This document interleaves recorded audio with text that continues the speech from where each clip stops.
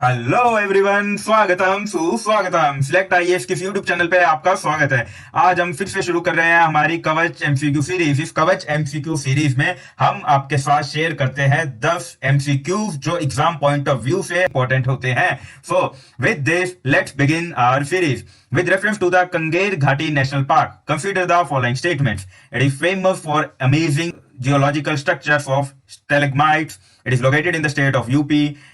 The Tirathgad waterfall is located in this national park. Which of the following statements are correct? कौन सी है correct बताइए। The thing is, जहां पे कहीं भी लोकेशन का नाम दिया हो, मैंने आपसे पहले भी कहा था, जहां पे लोकेशन का नाम दिया हो या कोई स्पेसिफिक टाइम पीरियड दिया हो, वहां पे थोड़ा सा सतर्क हो जाया कीजिए। वहां पे पॉसिबिलिटी रहती है कि वो इनकरेक्ट हो सकता है। कोई गारंटी नहीं है कि वो इनकरेक्ट होगा, बट इनकरेक्ट हो सकता है। ये जो कंगेर घाटी नेशनल पार्क है, ये अभी न्यूज में इसलिए था बिकॉज यहाँ पे कुछ ऑरेंज बैट्स मिले हैं। सो ऑरेंज बैट्स यहाँ पे ट्रेस हुए हैं, उस वजह से ये न्यूज में था। ये हमारा प्यारा भारत और ये है छत्तीसगढ़। छत्तीसगढ़ में यहाँ पे कंगेर घाटी नेशनल पार्क है। कंगेर घाटी नेशनल पार्क की लोकेशन ये है। तो यूपी में ये नहीं है। Famous for geological structure of stalagmites. Stalagmites के लिए ये फेमस है। स्टैलेग्माइट्स क्या होते हैं, आपने ज्योग्राफी में पढ़ा होगा, लैंड फॉर्म्स, ग्राउंड वाटर जो लैंड फॉर्म्स बनाते हैं उसमें से इंपॉर्टेंट होते हैं स्टैलेग्माइट्स और स्टैलेग्फाइट्स। स्टैलेग्फाइट्स जो होते हैं जो ऊपर से यूं प्रोजेक्शन के साथ होते हैं, और स्टैलेग्माइट्स यूं ग्राउंड से अपर साइड की तरफ प्रोजेक्शन होते हैं। ग्राउंड वाटर में डिपोजिशन की वजह से इस तरह की फॉर्मेशंस बनती है। तो ऐसी फॉर्मेशंस यहाँ पे पाई जाती है। Tirathgad waterfall is located in this national park. This statement is also correct. Because of this, our answer is A, 1 and 2. Second incorrect है because ये छत्तीसगढ़ में है, छत्तीसगढ़ में लोकेटेड है। एंड इसकी जो भी इंफॉर्मेशन है वो आप यहाँ से पढ़ सकते हैं, एक्स्ट्रा इंफॉर्मेशन अगर आप देखना चाहें तो। Let's come to the second question. Red-billed koala, consider the following statements. It is known as feathered locust. Its status is least concern. The thing is, Kenyon government ने अभी एक प्रपोजल किया है कि रेड बिल्ड कोयला को हम exterminate करेंगे, हम इनको मार देंगे। हम जितने भी ये रेड बिल्ड कोयला है, जितने हो सके उनको एक्सटर्मिनेट करेंगे। रीजन बीइंग, इस स्टेटमेंट से आपको पता चल रहा है फेदर लोकेस्ट। रेड बिल्ड कोयला छोटे छोटे बर्ड्स हैं और इनका नुकसान ये है कि ये जो फसलें होती है, एग्रीकल्चरल क्रॉप्स होती है, उनको काफी नुकसान पहुंचाते हैं। जैसे लोकस्ट होते हैं, टिड्डियां जिनको हिंदी में बोलते हैं, तो जो लोकस्ट है वो क्रॉप्स को काफी खराब करते हैं। उसी तरह से रेड बिल्ड कोयला भी है, वो क्रॉप्स को काफी खराब कर रहे हैं। और उसी वजह से केनियन गवर्नमेंट ने इनिशिएट लिया है कि हम इनको एक्सटर्मिनेट करेंगे। बट ये एक एप्ट एग्जांपल है playing with the nature. We are facing threats like climate change. हमारा नेचर के साथ पंगे लेने की वजह से ही हमें ये क्लाइमेट चेंज जैसे थ्रेट्स देखने पड़ रहे हैं। और उसी में एक चीज ये ऐड हो रही है। तो काफी एक्सपर्ट्स ने इस पे आपत्ति जताई है कि आप ऐसा मत कीजिए, रेड बिल्ड कोयला को एक्सटर्मिनेट मत कीजिए, इन्हें मत मारिए, बिकॉज जो बाकी की फूड चेन है वो फूड चेन इफेक्ट हो सकती है, फूड वेब जो है वो इफेक्ट हो सकता है और हमें प्रॉब्लम क्रिएट हो सकती है। आईयूसीएन स्टेटस इसका लीस्ट कंसर्न है। सब ये स्टेटमेंट का करेक्ट होने के चांसेस काफी हाई थे, बिकॉज जब केनियन गवर्नमेंट डिसाइड किया है कि हम इनको एक्सटर्मिनेट करेंगे तो डेफिनेटली इनकी पॉपुलेशन काफी ज्यादा होगी। तो डेफिनेटली जब इनकी पॉपुलेशन ज्यादा होती है तो आईयूसीएन स्टेटस लीस्ट कंसर्न होता ही है। मोस्ट ऑफ द केसेस में लीस्ट कंसर्न में होता यही है कि पॉपुलेशन बहुत ज्यादा है इनकी, तो टेंशन वाली बात नहीं है। ये यहाँ पे इसकी डिटेल्स है, केनियन गवर्नमेंट ने एफर्ट किए हैं।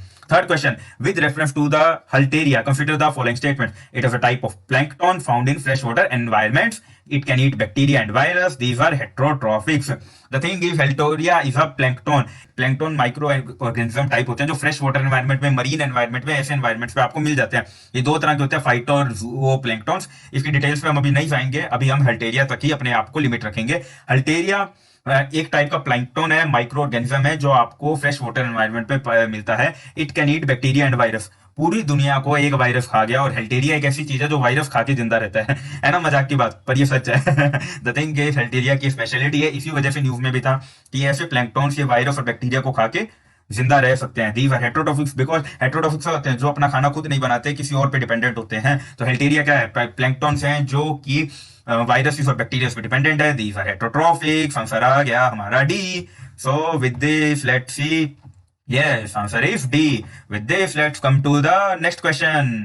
With reference to the measles, consider the following statements. Measles is a very dangerous disease, especially for the children. बच्चों के लिए स्पेशली एक measles और रूबेला, ये दोनों ग्रुप में जनरली डिस्कस की जाती है। measles और रूबेला दोनों ही बच्चों के लिए काफी डेंजरस डिजीज है, काफी डेडली डिजीज है।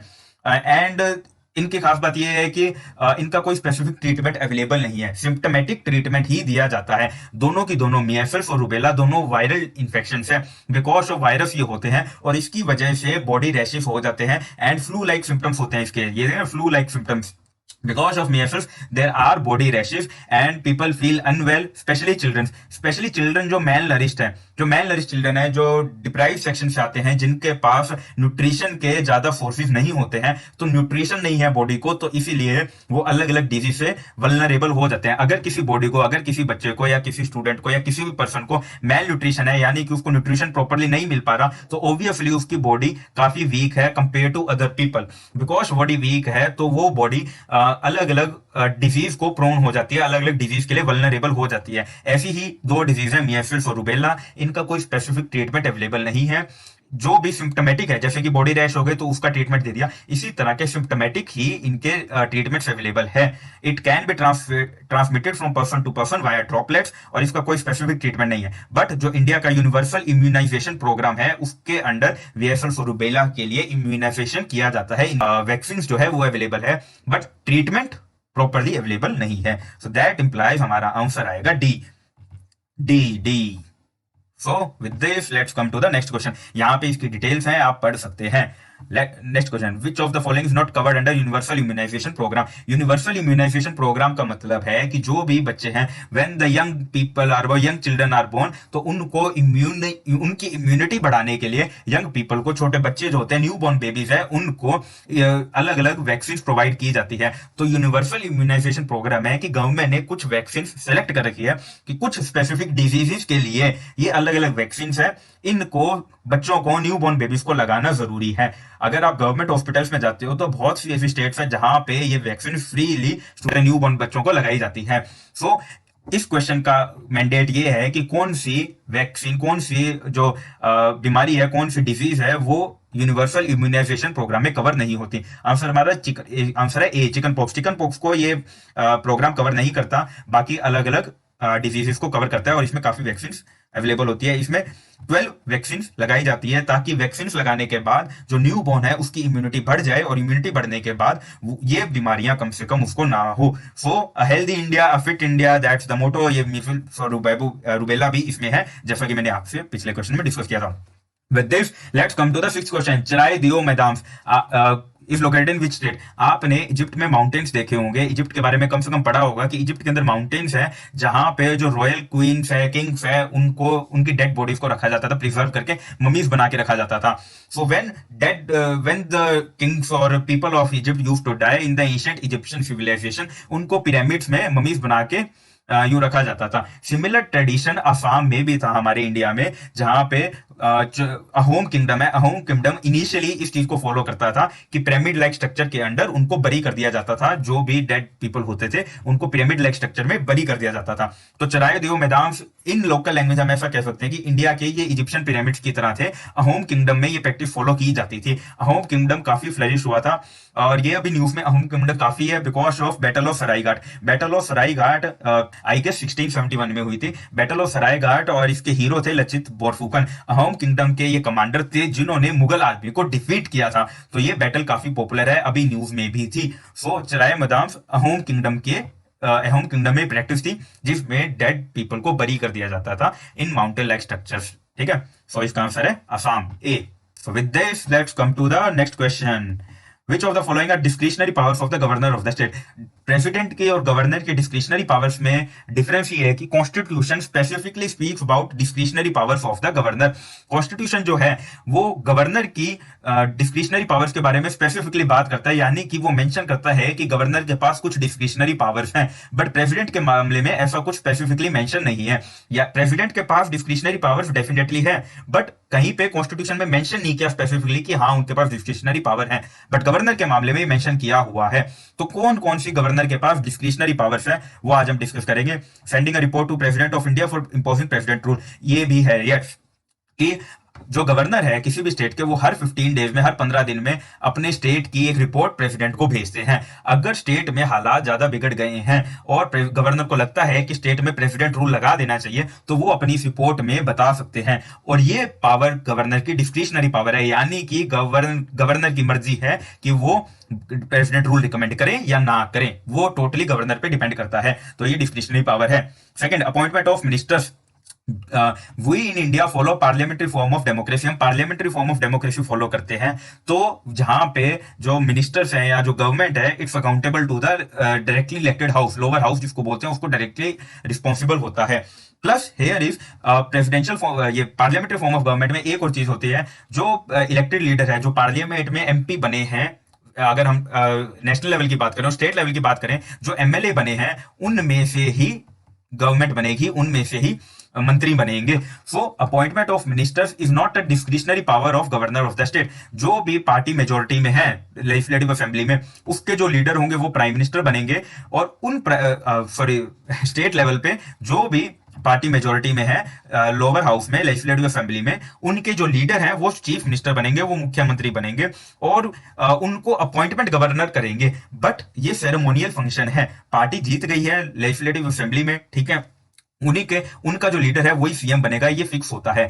गवर्नर अपनी मर्जी से किसी और को नहीं बना सकते। Definitely there are some situational exceptions, we are not discussing that. हम एक जनरल रूल की बात कर रहे हैं। जो पार्टी मेजोरिटी में है उसी के सीएम बनेंगे, गवर्नर उनको अपॉइंट करेंगे। बाकी के जो मंत्री है उनको भी गवर्नर अपॉइंट करेंगे, but on the advice of chief minister. Chief minister से डिस्कस करके उनके एडवाइस पे अपॉइंट करेंगे। डिस्क्रिशनरी पावर नहीं है, गवर्नर अपनी मर्जी से किसी को भी मंत्री नहीं बना सकते। So this statement is incorrect. Third statement, reserving certain bills passed by the state legislature for the consideration of the president of India.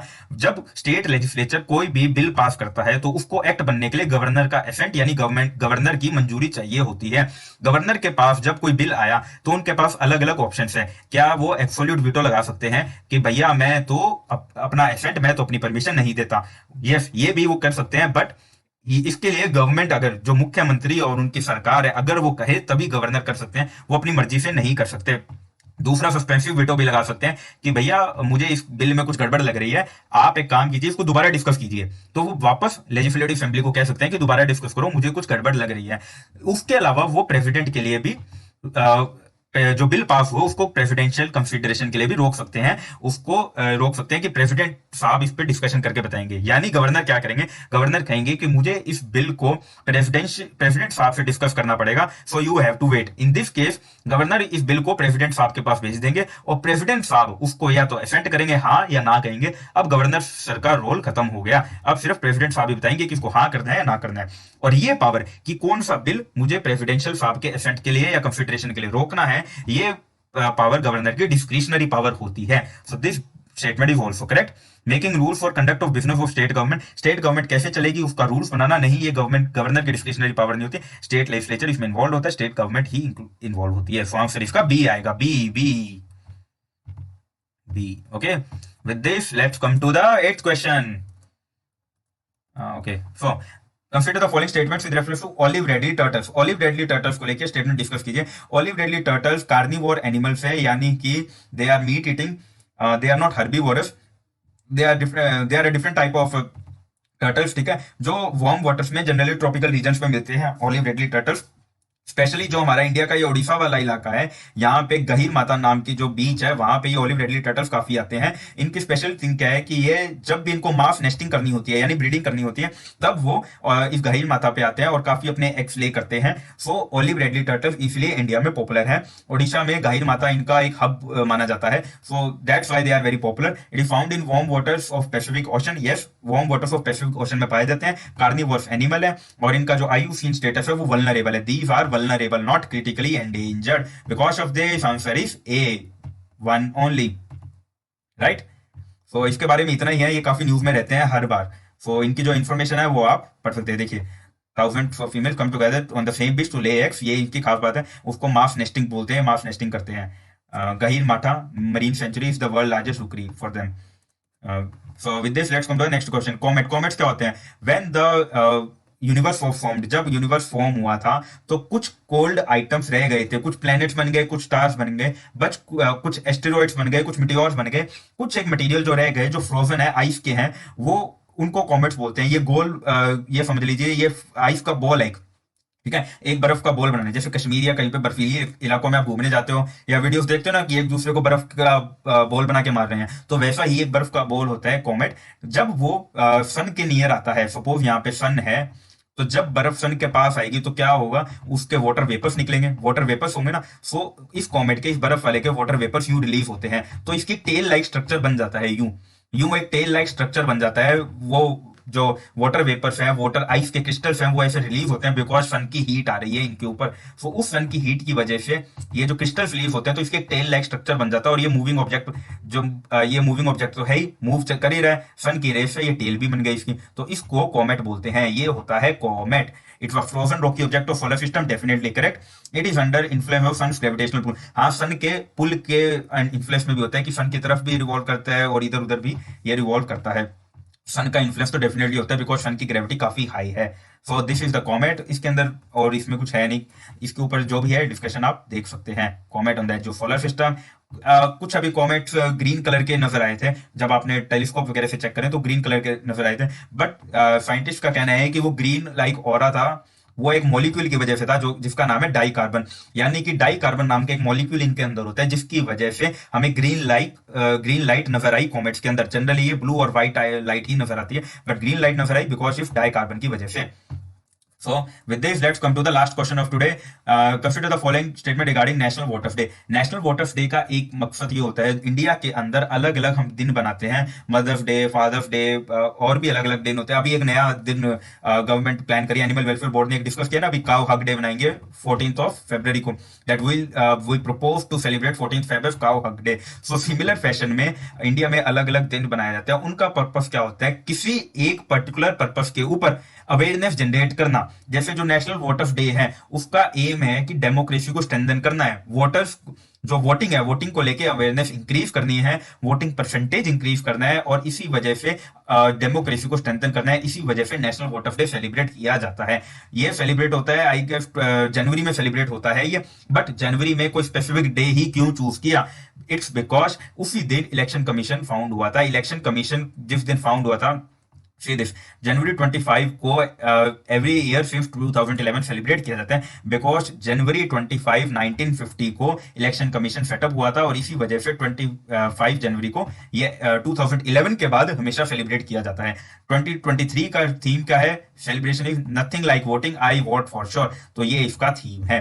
तो इनमें से इनकरेक्ट स्टेटमेंट कौन सी है? मैं हमेशा कहता हूं ना, इस कीवर्ड पे हमेशा ध्यान रखो, ये गेम चेंजर होता है। तो अगर हम इस कीवर्ड को नहीं पढ़ते तो हम आंसर सी कर देते, बट सी आंसर नहीं है, आंसर डी, कोई भी इनकरेक्ट नहीं है, सभी स्टेटमेंट्स करेक्ट है, दोनों स्टेटमेंट्स करेक्ट है।